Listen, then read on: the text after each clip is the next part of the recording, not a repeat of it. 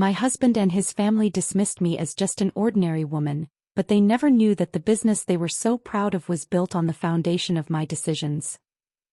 My husband and his family always saw me as just an ordinary woman, someone who managed the house, remembered the children's schedules, smiled while placing plates for everyone at Thanksgiving dinner, and whose opinion only mattered when someone needed something handled at home. But what they never knew was that the business they were so proud of was built on the foundation of my quiet decisions. When I look back now, I'm amazed at how easily people underestimate someone simply because they don't make noise. I never raised my voice to prove my strength, and I never tried to embarrass anyone.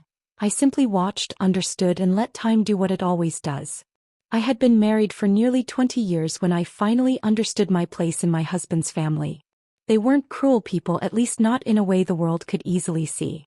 They smiled, gave gifts, and acted polite, but there was always an unspoken belief that their success belonged to them, and I was just the woman standing behind it. My husband, Mark, was part of a family business his father had started years earlier.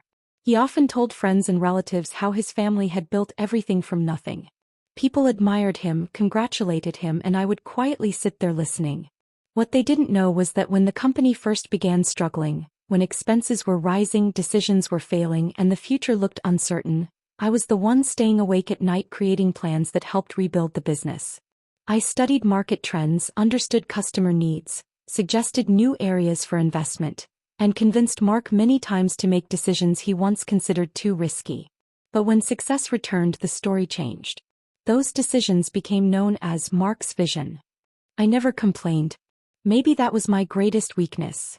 And maybe it was also my greatest strength. I still remember those Sundays when we went to Costco as a family. The car was filled with groceries, the kids were laughing, and from the outside, our life looked like the perfect American family. At PTA meetings, I worked hard to be the perfect mother. I attended every event, spoke with every teacher, and came home to handle everything waiting for me. People would say, "Mark is lucky. His wife takes such good care of the family." I would smile because I knew the truth. I wasn't just taking care of a home. I was protecting the foundation of an entire life. Years passed, and eventually I realized the problem wasn't that people failed to value me. The problem was that I had allowed them to mistake my silence for weakness.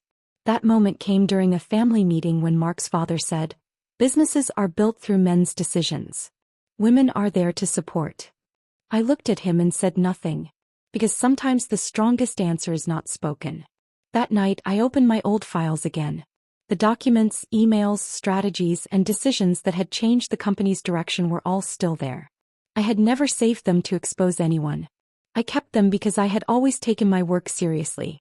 Over time, I discovered that Mark was preparing to present a new investment plan to the family, one where he was taking full credit for the company's growth, even though the foundation came from the decisions I had made years earlier. I didn't rush. I didn't act out of anger. I quietly organized everything, received legal advice, and moved forward only when I knew the truth would stand on its own. When the original records were presented to the investors, there was no shouting and no dramatic scene. The documents were placed on the table, dates were reviewed, and slowly the truth became impossible to ignore. For the first time, Mark's family looked at me the way they should have seen me all those years ago. Mark asked me, "Why didn't you tell me before?" I looked at him and calmly said, "Because I wanted you to hear the truth, not just my words." After that, many things changed. Some relationships became distant and some ended completely, but there was no anger left inside me. I adjusted my 401k and retirement plans, started making decisions for my own future, and finally understood that peace does not come from receiving someone else's approval. It comes from knowing your own worth. Today, when I sit by the window with my morning coffee, I remember those years, but not with pain. Only with understanding. I learned that a quiet woman is not a weak woman.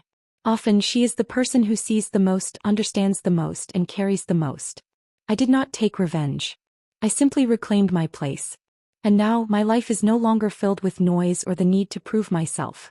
It is filled with peace because I no longer need anyone else to tell me who I am. I already know. If this story inspired you and reminded you of the power of patience, self-worth, and quiet strength, please support us by liking this video and subscribing to the channel for more emotional and meaningful stories. Thank you for watching and sharing your valuable time with us. Your support helps us bring more powerful stories to you.